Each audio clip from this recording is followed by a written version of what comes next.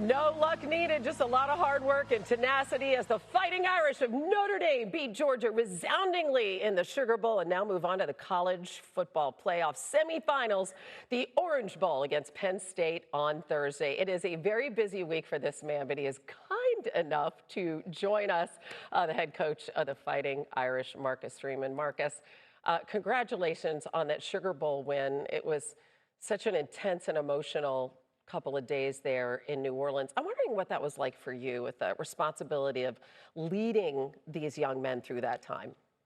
Yeah, thanks, Hannah. It's great to be on here. It was kind of a whirlwind of a day. You wake up in the morning and you're notified that there was some type of incident that happened in the middle of the night. And there were some people that passed away. And then you still have the mindset that we're playing a game. And so we met in the morning, we did our normal pregame routine, we did our walkthroughs, and then as we broke to go back to our rooms, I got another phone call that said, hey, we're going to postpone this game till tomorrow. And so right then we had to get back together and come up with a plan. And we didn't know what time we were going to play the next day. And as you're going through a plan in terms of, okay, if we play at 2 o'clock, if we play at 7 o'clock, if we play on Friday, you forget, hold on. There's some mourning going on. And so we got the team together and we discussed it. And we also had to talk about what we have to do to be prepared for this next opportunity that we have the next day. And so we had to be what our players needed us to be at that moment. And each player might have needed something different, but they handled it perfectly. And they were able to go out and get the job done the next day. Yeah, you were able to get them to work through this tragedy and focus on what you came there to do. And the headline of the game is that you scored 17 points in a span of 54 seconds. But I'm wondering, looking at the entirety of that game and that win over Georgia, what were you most pleased with? That is a really good Georgia football team that we faced. Physical, talented, and what I probably was most pleased was our guys continued to battle. Our guys were just as physical. When we were opportunistic, we took advantage of those opportunities that came to us, and that's what happened. That was the result, though. That span of what you just talked about, those 10, 17 points. It was being opportunistic. You get a sack fumble right before the half, and our guys on the next play go and score a touchdown. And then we come out of half and we say, hey, we want to be aggressive in attack. And we take the kickoff to the house. So just how you draw it up, our guys were very opportunistic. And, I'm proud of the way they performed for 60-plus minutes. Man, 12 straight wins now for Notre Dame since that loss to Northern Illinois. And I read this article by Riley Leonard. He said he was so devastated. He came in your office the next day after that loss, and you told him, one day you're going to be thankful for this. So in retrospect, Coach, how thankful are you for that actually happening? Well, I remember telling Riley the same thing I told the team the following day, is that we will be grateful for this loss, and this will be the greatest thing that happened to us if we continue to remember the lessons that this game has taught us. And that's the thing. There was so many valuable lessons from that game that we have to continue to utilize. And it's a reflection of life. Things don't always go exactly how you foresee it. But there's learning opportunities in every event that happens. And sometimes the best learning opportunities come from failure. And that's what I want our guys to understand, is that you don't want to fail too much, right? Especially, I won't be here long if we continue to fail, but there's great opportunities to learn from failure. And if we can continue to keep the pain, as I always say, and remember those learning opportunities that game taught us, then it's going to be the greatest thing that happened to us. But we got to continue to do that. And Riley Leonard has had such an interesting career. He came into Notre Dame. He had 3 surgeries in the offseason. And from then, and even from that early loss until now, and you look at the big run he had, that first explosive play in the Sugar Bowl and the joy on his face after that win, how has he grown through the year, Coach? Oh, tremendously. I remember that same meeting that Riley was talking about after the NIU game. I remember saying, in 2 weeks, you've experienced the highest of highs of being the quarterback at Notre Dame and the lowest of lows.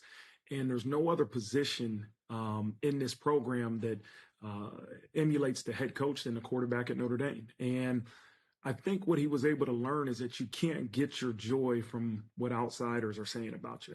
You get your joy from playing this game with your teammates. You play this game with confidence, and that's what I've seen him grow. That's where I've seen him grow the most, is the confidence that he's playing with. And that smile he has on his face, the way he plays this game is just a reflection of the love he has for his team, the fun he's having playing with his teammates. And man, he is so competitive. He finds a way to get his job done, and we're so grateful to have him here. And now you face an old rival for the Irish in Penn State, 9-1, 20 meetings against the Nittany Lions. What do you see as the biggest challenge facing your team coming up on Thursday? Yeah, we quickly had to turn our attention to Penn State after this game. And, when you start watching film, you see a talented, tough, disciplined football team. Offensively, they do so many different things that it's going to challenge some of your rules, and you got to be disciplined with your eyes. And defensively, they create pressure. They got some really good players. They're tight end, and their defensive end are as good as anybody you'll see in college football. And so we got to handle the preparation. We know who our opponent is, but we got to continue to prepare the right way.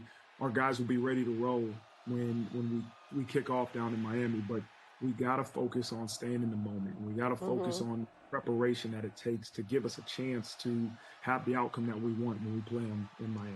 Well, that mentality has certainly served you well. And it's really interesting because with you and James Franklin meeting in the semifinal, there's going to be history made. For the first time, a black head coach is guaranteed to be in the national championship game for the first time since its inception in 1998. I'm wondering what that means to you. It's humbling to hear that. You're grateful, and the more I've thought about this, and I want to make sure that, I give my mom a shout out, so because I got a chance to be the first Asian, half black, half Asian head coach to coach in the college football championship game. But it's a great reminder that you're a representation for many. And many of those guys that look like me are in our team meeting room. And I want them to understand that you can do anything you want to, as long as you continue to put the work in and believe you can achieve anything you want. But what I don't love is that it takes away from the team glory. And this isn't about one person. And I'm honored to hear those things and to be put in that conversation. But this thing won't happen without everybody in this program. And that's what I want our guys to understand about this more than anything, is that, it's important for the media to do their job and to have some individual glory, but we need everybody in this program to get their job done so we can achieve the team glory that we aspire to have. And so that's, to me, is more important than anything, is that we all commit to doing what it takes to having success. And, we'll see what the future holds. Coach, it was such a beautiful scene at the Superdome as your players put their arms around each other and then sang the alma mater to their fans. This team doing something that hasn't been done in 3 decades. This is something that you do at your home games, obviously singing to those fans and with them. And the fans have endured a lot of seasons of hearing things like the Irish don't belong here, they're overrated, on and on. What is special about this team, and what does this year mean to the Irish faithful?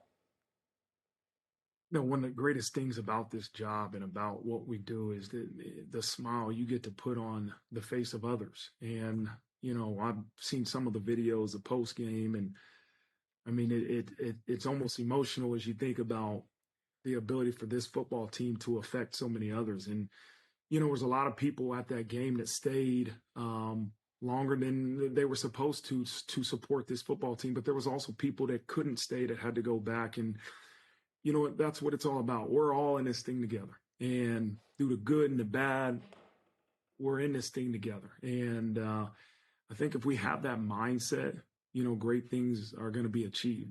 This isn't about me. It's not about just us. It's about all of us. Notre Dame, it's about our program. It's about this university. It's about everybody that is involved with this place. Trying to strive to do some great things together. And the next opportunity is going to be here versus Penn State. I mean, this is such an unusual run with the expanded playoffs. It's so special, and you were able to play that first ever playoff game at Notre Dame Stadium. How did that set the tone and really set the table for what was to come? Yeah, and what a special environment that Yeah. was. And I've been a part of a lot of special games here, but there's nothing like that. And it's not very often in life you get to say you were a part of the first. And we were a part of the first home playoff game at Notre Dame Stadium. And you know what? Our challenge, Hannah, is to continue to elevate. Like we got to continue to improve. And Hmm. that reflection, the reflection of the improvement happened when we played Indiana. Right? We had a really good week of preparation, and you know what? We were able to get the outcome we want. And it's the same thing as you talk about as we got into the Georgia. It's about preparation during the week and improving. And then you know what? We're gonna go out and play that game.